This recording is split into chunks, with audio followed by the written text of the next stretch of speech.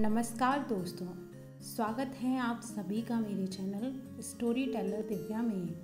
मैं दिव्या आज आपको सुनाने जा रही हूँ मालती जोशी जी द्वारा लिखित कहानी निर्वासित कर दी तुमने मेरी प्रीत का दूसरा भाग। बारातियों के वही परंपरागत तेवर थे। वधू पक्ष उसी तरह क्षमा याचना की मुद्रा में खड़ा था। मान मनोहार हो रही थी।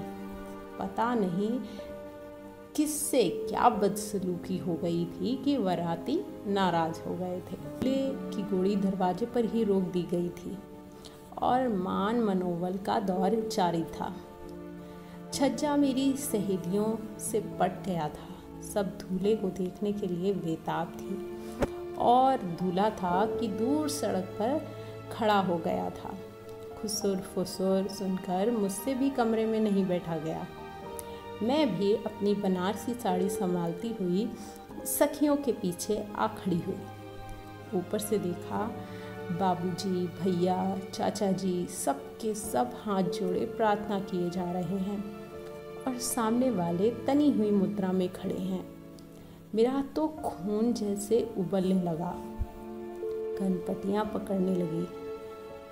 तभी सुना कोई सिर फिरा बिगड़ैल नौजवान बाबूजी से कह रहा है, ए मास्टर, अपनी औकात में रहो, ज़्यादा लल्लन छप्पन की ज़रूरत नहीं है।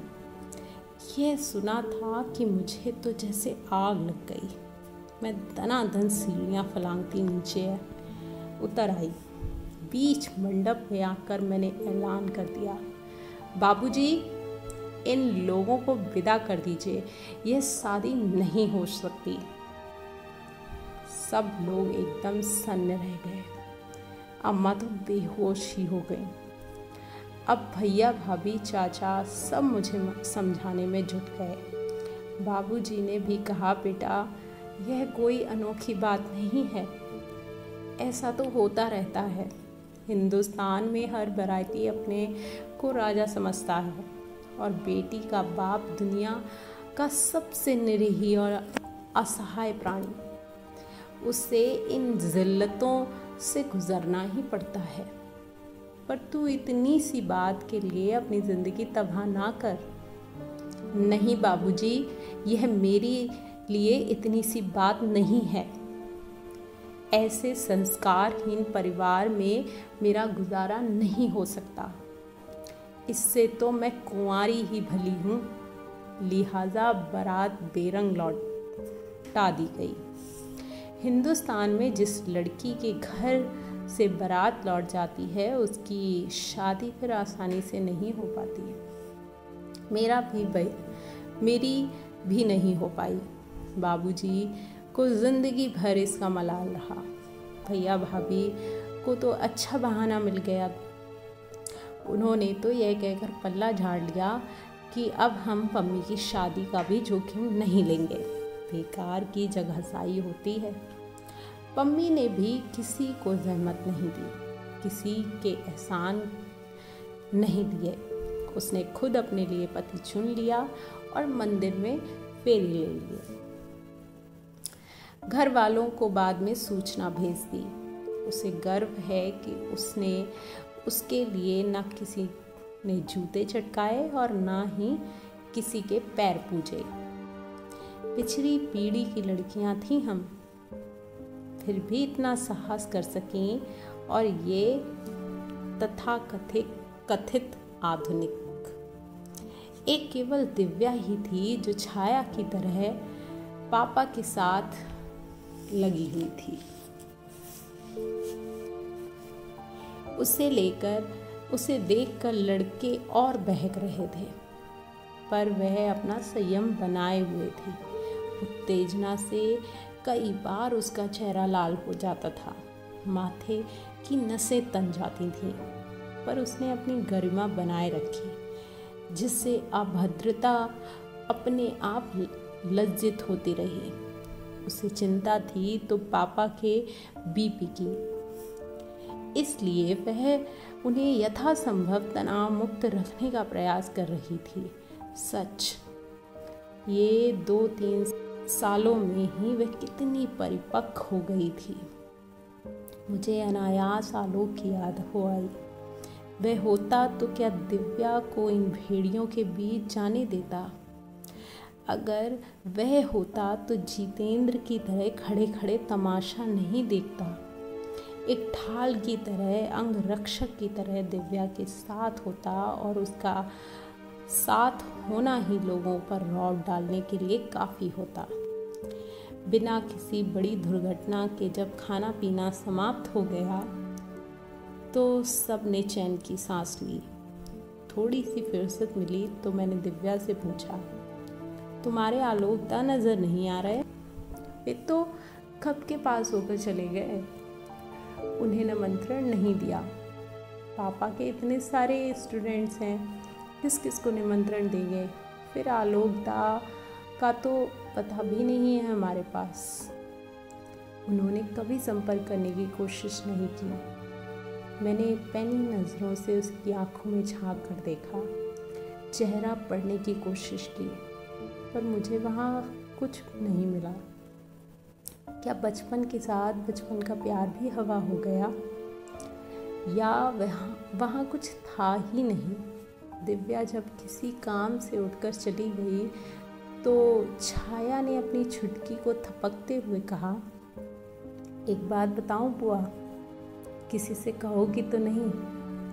पम्मी बुआ से तो बिल्कुल भी नहीं कहूँगी, किसी से नहीं कहूँगी। बताओ क्या बात है? अगर चाहते तो आलोक को भी बुला सकते थे। पते की कोई समस्या नहीं थी, यहीं का तो था वह। कोई भी घर का पता ले आता, पर जानबूझकर नहीं बुलाया। क्यों? आपको पता है उसने क्या किया? क्या किया? अरे ये लड़के होते ही ऐसे हैं, उंगली दो और पहुंचा पकड़ लेते हैं। मतलब? अरे बड़ा भाई जानकर दिव्या थोड़ा हंस बोल लेती थी। जनाब पता नहीं क्या समझ बैठे, चाहते हुए पापा से दिव्या का हाथ मांग बैठे। फिर क्या? मम्मी ने ऐसा फटकारा बच्चू जिंदगी भर याद रखेंगे। दिव्या ने क्या कहा? वह क्या कहेगी? उसे तो हमने भनक ही नहीं लगने दी। बेचारी गले तक पीएमटी की पढ़ाई में डूबी हुई थी। उसे डिस्टर्ब करने की तो कोई दुख ही नहीं थी। उसका कैरियर चौपट हो जाता। अच्छा ही हुआ मैंने उसे यह नहीं बताया कि आलोक का नया पता मुझे मालूम है। अभी साल भर पहले ही तो बात है। कमेटी का एक प्रैक्टिकल लेने मैं एक कस्बे में गई थी। आजकल वहीं कॉलेज खुल गए हैं। छोटा सा कस्बा था। कॉलेज की छोटी सी इमारत थी। पता चला यहाँ तीनों फैकल्टी हैं। लॉ क्लासेस रात में लगती हैं। जैसे ही भीतर प्रविष्ट हुई, एक गोरे चिट्टे युवक ने आकर प्रणाम किया। बुआ जी पहचाना? क्षण भर सोचकर मैंने कहा, आलोक हो ना? चलिए पहचान तो लिया। तुम यहाँ क्या कर रहे हो? जी हिस्ट्री में एमए कर रहा हूँ। हिस्ट्री में? क्यों? जी अंग्रेजी में तो गोल्ड मेडल मिला नहीं, सोचा हिस्ट्री में ही ट्राई कर लेते हैं। अब वैसे आईएएस की तैयारी कर रहा हूँ। लोग सोचते हैं कि उसमें हिस्ट्री बड़े काम आती है, तो मैंने सोचा अरे तो उसके लिए शहर में रहकर कोचिंग ना कर लो ना, यहाँ क्यों पढ़े हो? यहाँ एक हायर सेकेंडरी स्कूल में जॉब ले लिया है। सुबह कॉलेज में पढ़ता हूँ, दोपहर स्कूल में पढ़ाता हूँ। थोड़ा पैसा जमा कर लूँ, फिर कोचिंग के लिए दिल्ली चला जाऊँगा। मुझे उसकी आर्थिक स्थिति के बारे में ठीक ज्ञान नहीं था, इसलिए मैंने ज़्यादा कुरेदना ठीक नहीं समझा। फिर उसी ने पूछा, आप यहाँ कब तक हैं? बस आज भर को। सुना है वापसी की गाड़ी रात में मिलेगी। तो फिर ठीक है, शाम को आता हूँ। कुछ देर मेरे कमरे पर आराम कर लीजिएगा, फिर थोड़ा घुमा लाऊंगा। रात को ट्रेन पर भी चढ़ा दूंगा। मैंने उसका निमंत्रण सहर्ष स्वीकार कर लिया। उसे देखकर मुझे इतनी खुशी हुई थी कि मुझे स्वयं आश्चर्य हो रहा था। सच तो यह है कि अजनबी शहर में एक भी चेहरा जाना पहचाना मिल जाए तो बड़ा सुकून मिलता है। कॉलेज वालों को उसने अपने आतिथ्य का मौका ही नहीं दिया। स्कूटर पर बैठाकर सीधे अपने कमरे में ले गया। वहाँ नाश्ते का, चाय का पूरा सरंजाम था। फ्रेश होने के बाद चाय पीते हुए मैंने बातों का सिलसिला शुरू किया।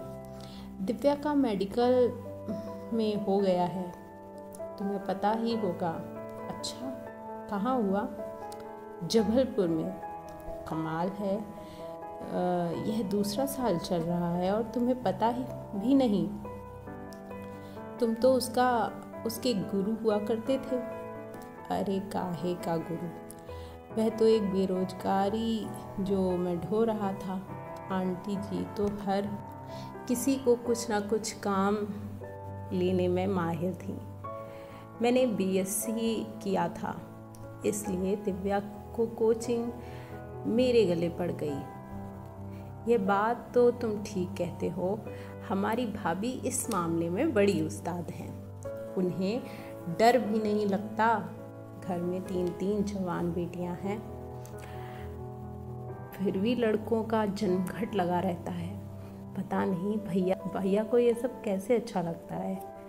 पता है, एक ज़माने में वे इतने स्ट्रिक्ट हुआ करते थे कि हमारे लिए उनके दोस्तों के सामने निकलना तक मना था। पानी भी देना होता था तो दरवाजे के भीतर से ही ट्रे पकड़ाते थे। तो शायद अब भी ये सब अच्छा नहीं लगता। दबी जुबान से कहते भी हैं कि बच्चों को पढ़ने लिखने दो, अटका कर रखती हो।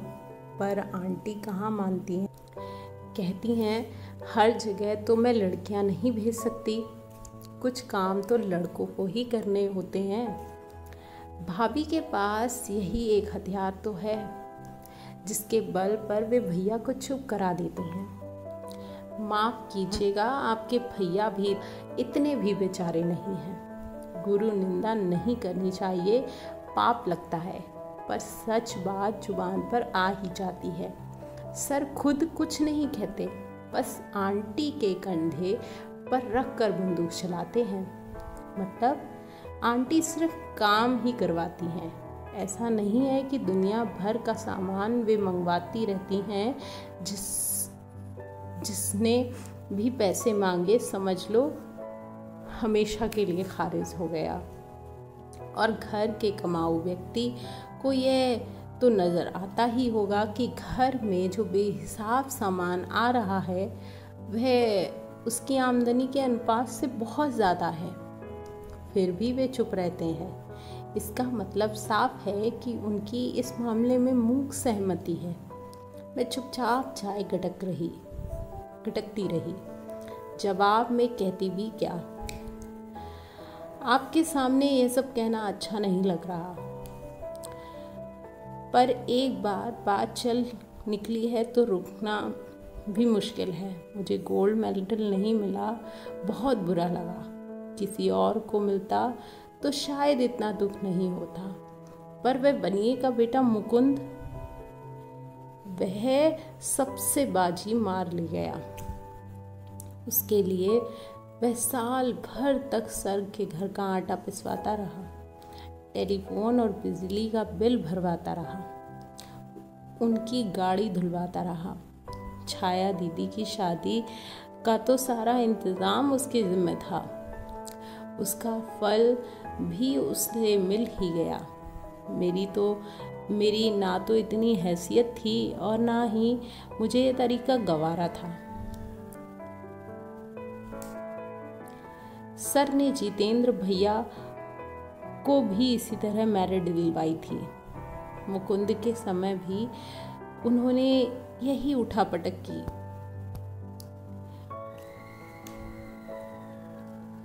खुद अपने हाथों से निबंध के पॉइंट्स बना बना कर उसे दिए थे। मैंने मुकुंद की फाइल में खुद देखे थे। एक यही पेपर तो था जिसमें मैं मात खा गया।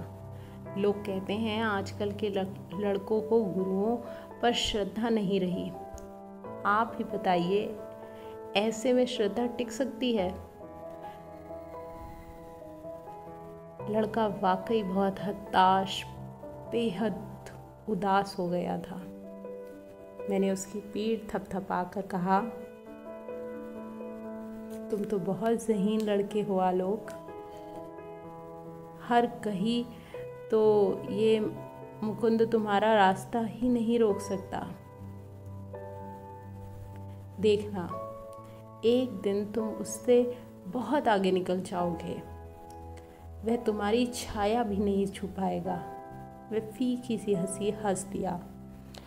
अब लगता है कि वह लड़का कितना शालीन, कितना सुसंस्कृत है। उसने सिर्फ अपने गोल्ड मेडल की बात की थी। दिव्या का दर्द वह साफ छिपा गया था।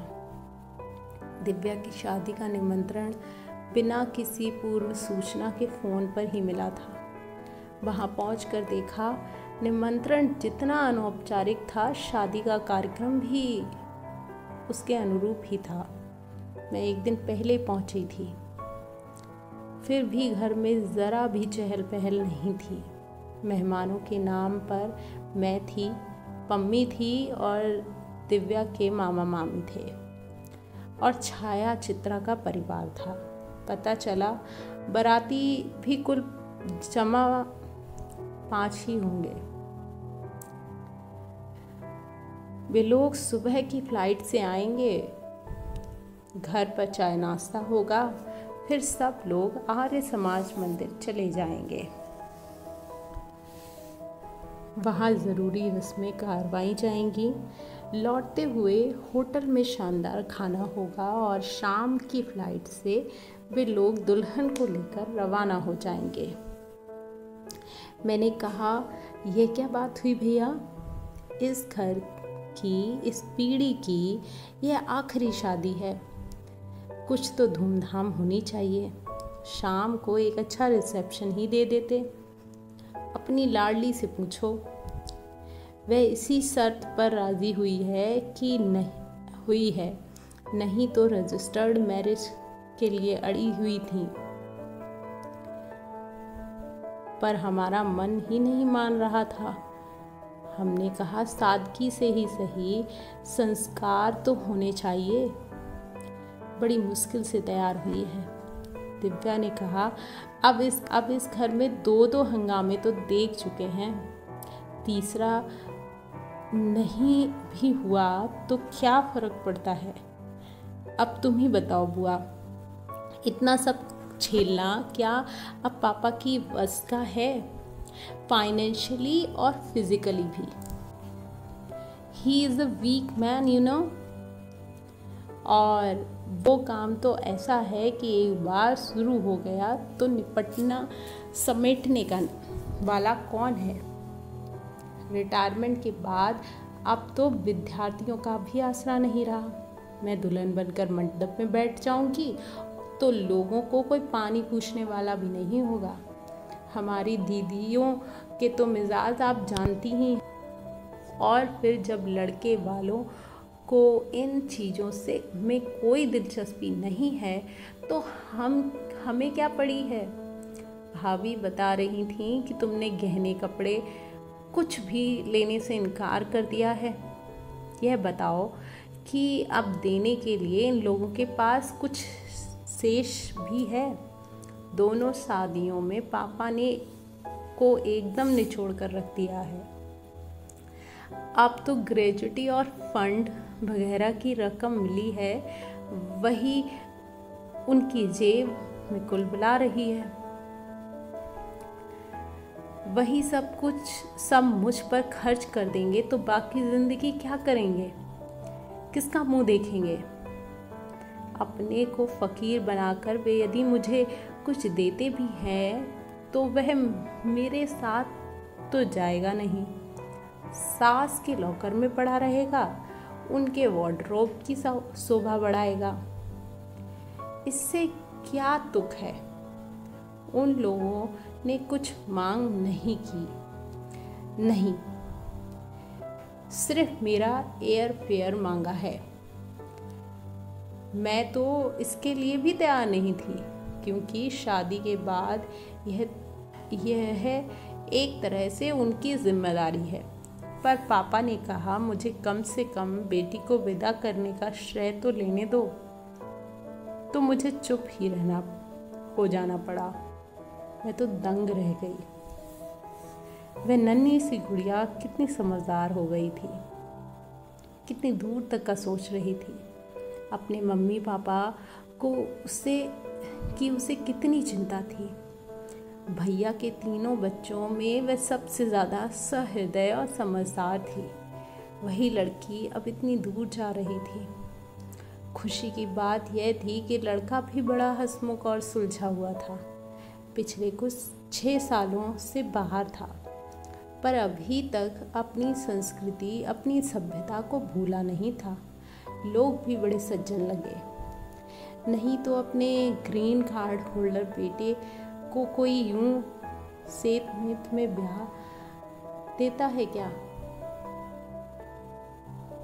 अपनी वर्थ पर लेटे लेटे मैंने अविनाश का दिव्या के पति का चेहरा याद करने की कोशिश कर रही थी। देखने में तो बड़ा सौम्य और सुशील लग रहा था, पर जो युवक 6 साल तक अकेले अमेरिका जैसे देश में रहा हो, उसके बारे में क्या कहा जा सकता है? हो सकता है उसका वहाँ कोई अफेयर हो और माँ बाप की मर्जी के खातिर ही वह इस शादी के लिए राजी हुआ हो। पर उसके माँ बाप इतने दकियानूसी तो नहीं लग रहे। ना ही दिव्या इतनी दब्बू थी कि चुपचाप अन्याय सह लेती। वह तो उल्टे पैर वापस आ जाती। फिर कहाँ क्या गड़बड़ हो गई। इन 3 सालों में मुझे उसका एक ही पत्र मिला था। अपने इस इकलौते पत्र में वह अपने काम से, अपने जीवन से बड़ी खुश नजर आ रही थी। वह आमाशय की किसी बीमारी पर रिसर्च कर रही थी। पत्र में उसने अपनी लैब, वहाँ के साधन, वरिष्ठों के सहयोग और प्रोत्साहन के विषय में विस्तार से लिखा था। उसने पत्र में लिखा था कि बुआ, अगर यही सब मेरे, तो अपनी जड़ों को काट कर कोई इतनी दूर क्यों जाना चाहेगा? दरअसल उसे खुद अपनी जड़ों से कटना, अपनों से दूर जाना बहुत साल रहा था। शादी वाले दिन भी मुझसे कह रही थी कि अगर मेरा बस चलता तो मम्मी पापा को इस उम्र में अकेला छोड़कर मैं कहीं नहीं जाती। तब मैंने ही उसको दिलासा दिया था, पागल, आजकल घर में रहता कौन है? लड़का हो या लड़की, सब बाहर भागते हैं। सबकी अपनी महत्वाकांक्षाएं होती हैं, इसलिए माँ बाप भी बाधा नहीं डालते। तुम अपने अविनाश को ही ले लो। उसे घर छोड़े कितने साल हो गए, और आजकल तो टेलीफोन है, हवाई जहाज है, दुनिया में इतनी सिमट गई है कि दूरियों का पता ही नहीं चलता। घर इस बार भी मेहमानों से भरा हुआ था, पर इस बार माहौल में वह रौनक नहीं थी। पूरे वातावरण में एक उदासी घुल गई थी। भैया एकदम टूट गए थे। दुख की इस घड़ी में वह एकदम अकेले पड़ गए थे। भाभी रो रो कर बेहाल हुई जा रही थी। उन्हें अपनी ही सुध नहीं थी। भैया को क्या देखती। घर में उनके पीहर वालों का जमघट था। वे 24 घंटे उन्हीं को घेरे रहते। छाया को भी बच्चों कि सास संभाल से जितना वक्त मिलता वह माँ की सेवा शुश्रूषा में लगा देती। भैया के लिए किसी के पास वक्त नहीं था, या फिर उनके दुख का किसी को अंदाजा ही नहीं था। मेरे वहाँ पहुँचने से भैया को बहुत राहत मिली। मम्मी भी आ जाती तो बहुत अच्छा होता, पर उसका अभी अभी अपेंडिक्स का ऑपरेशन हुआ था। इतना लंबा सफ़र करने की स्थिति में ही नहीं थी। मातम पुरसी वालों का तांता लगा हुआ था। उनके पास भैया को ही बैठना पड़ता था। छाया को छोड़कर जितेंद्र भी अपनी नौकरी पर लौट गए थे। मैं पहुंच गई तो लोगों से मिलने का भार मैंने अपने ऊपर ले लिया। लोगों की सहानुभूति कम और उत्सुकता ज़्यादा थी। क्या हुआ, कैसे हुआ, क्यों हुआ, वे लोग प्रश्नों की झड़ी लगा देते। दुख तो ये था कि इनमें से एक भी प्रश्न का उत्तर हमारे पास नहीं था। हम लोग खुद चित्रा और अंकित की प्रतीक्षा कर रहे थे। उन लोगों ने वहाँ से बस एक बार फ़ोन किया था, सिर्फ अपने सकुशल पहुँचने की सूचना दी थी और कहा था कि बाकी बातें घर आकर होंगी। मतलब यह है कि हमारे लिए वे दुख की घड़ियाँ भी निरापद नहीं थी। मन में तरह तरह की शंकाओं का ज्वार उठता रहता था। रोज की डाक में करीब 5-6 पत्र आ जाते थे। उनका जिम्मा भी मैंने अपने ऊपर ही ले लिया। सोच लिया कि एक आभार पत्र छपवाकर सब जगह भेज दूंगी। इसके लिए भैया को परेशान नहीं करूंगी। 2-3 दिन बाद मैंने भैया से धीरे से पूछा, दिव्या की ससुराल से कोई नहीं आया? वे लोग क्यों आएंगे? क्यों? अगर यह हादसा अविनाश के साथ होता तो आप चाहते कि नहीं? छाया बतला रही थी कि उन लोगों ने तो अब तक एक फ़ोन भी नहीं किया। कहाँ किया?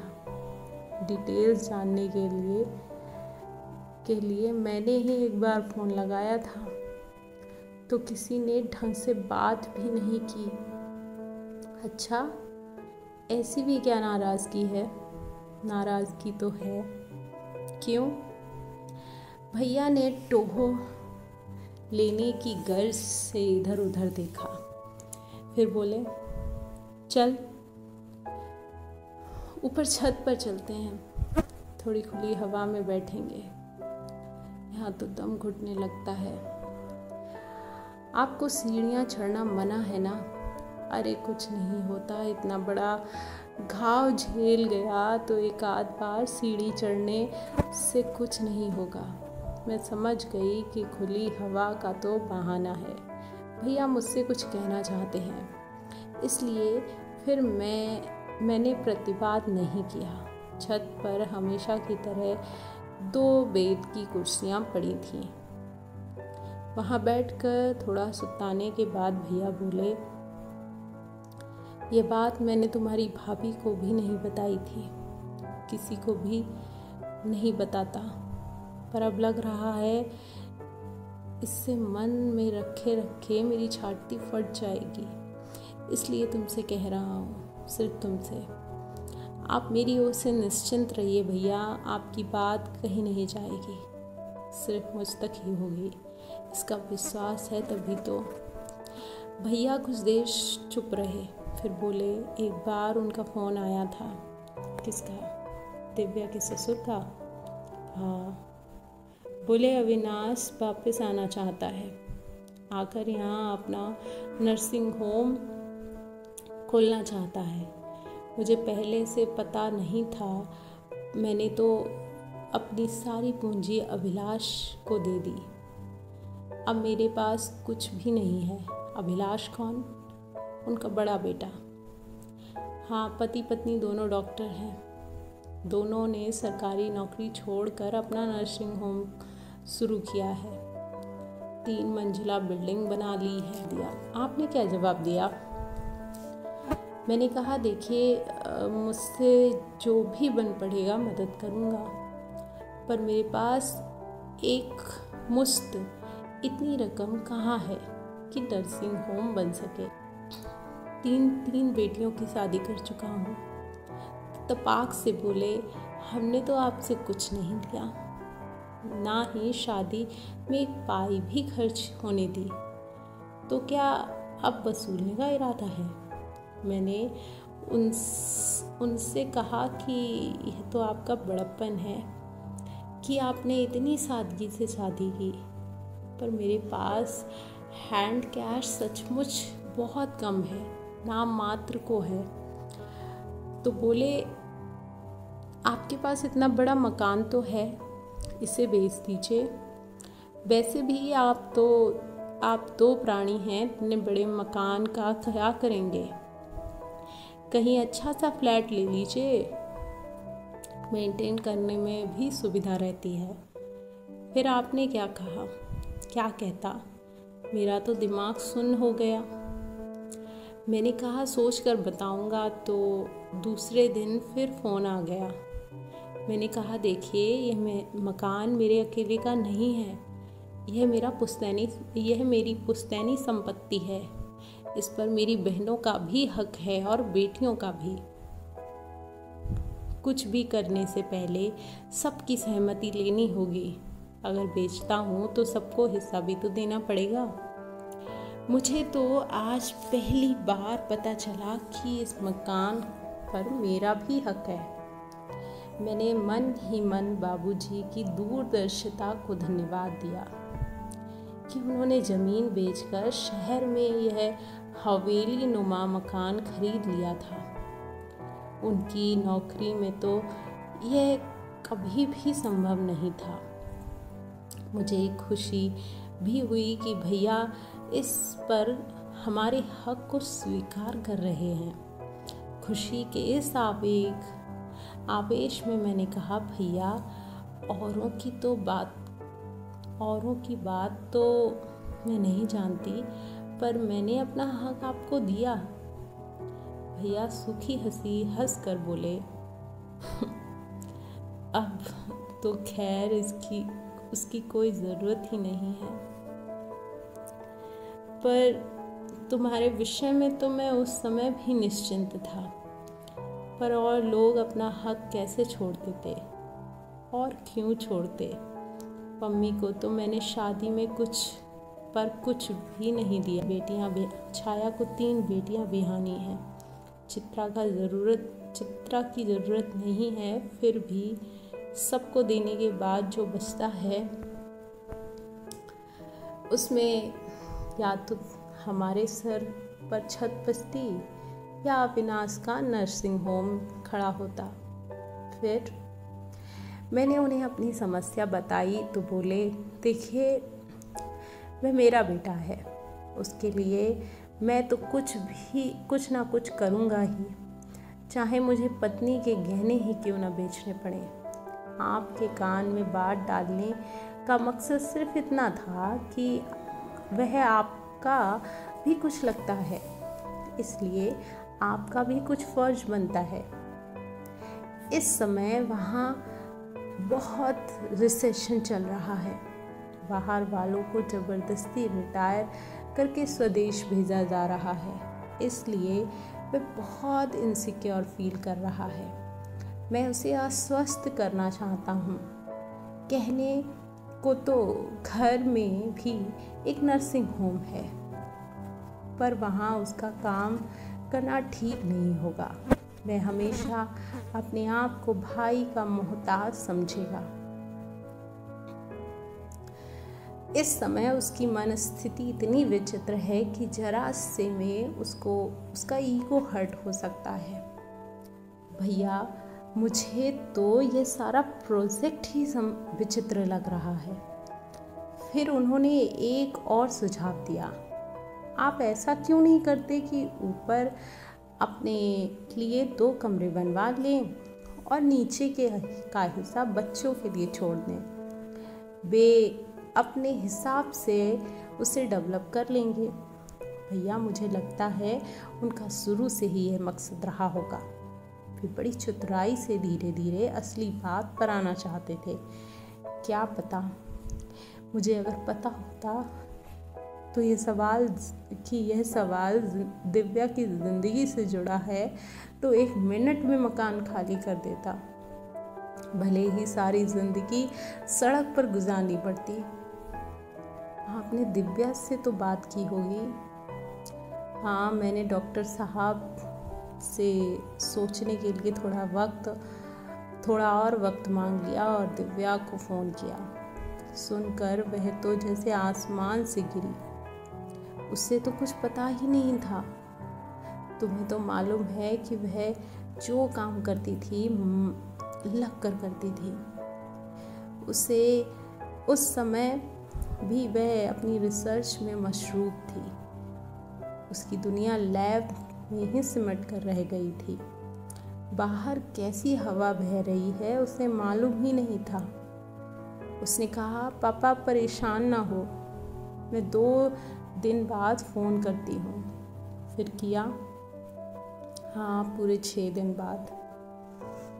बताया कि किसी गलत इंजेक्शन के कारण अविनाश के मरीज की मृत्यु हो गई थी। उसे सस्पेंड कर दिया गया है। उस पर DE चल रहा है। उसे अपना लाइसेंस छिन जाने का डर है, इसलिए वह जल्द से जल्द भारत लौटना चाहता है। इतनी बड़ी घटना हो गई और दिव्या को, उसकी पत्नी को कुछ पता भी नहीं था। यही तो, वैसे इसमें दिव्या का भी दोष है। उसे भी थोड़ा चौकस रहना चाहिए था। पति की हर बात का ध्यान रखना चाहिए था। मेरे फ़ोन के बाद उसने अविनाश से बात की, तब भी उसने कुछ नहीं बताया। यह तो उसने बाहर से पता लगाया। जब उसने अविनाश से सफाई मांगी तो वह उल्टे उस पर ही बरस पड़ा कि तुम मेरी जासूसी करती हो। यह कब की बात है? यही कोई 3 महीने हुए होंगे। उसने कहा था, पापा अब आप फ़ोन मत करना, मैं ही कर लिया करूँगी। हमेशा बाहर से ही करती थी ताकि क्योंकि अविनाश पूरे समय घर में ही रहता था। फिर एक दिन समधी जी का फ़ोन आया। बहुत नाराज़ थे। बोले, यह तो हमारी आपस की बात थी, आपने बच्चों तक क्यों जाने दी? अब बेटा मुझ पर बिगड़ रहा है कि मैंने उसके ससुराल वालों के सामने हाथ फैलाकर उसे जलील किया है। यह उनका आखिरी फ़ोन था और दिव्या का 15 दिन पहले आया था। बस कुशल क्षेम से ज़्यादा कुछ नहीं बोली। इन दिनों वैसे भी वह बड़ी डाउन लग रही थी। उसकी आवाज़ में वह खनक गायब हो गई थी। तो चित्रा वगैरह आएंगे तभी कुछ पता लगेगा। क्या पता लगाना है? मेरी अंतरात्मा जानती है कि उसने आत्महत्या की है। उस जैसी खुददार लड़की अपमान और ज़िल्लत की ज़िंदगी जी ही नहीं सकती थी। काश वह यहीं लौट आती। जैसे जैसे दिन बीत रहे थे, मातम पुरुषी करने वालों की भीड़ छट रही थी।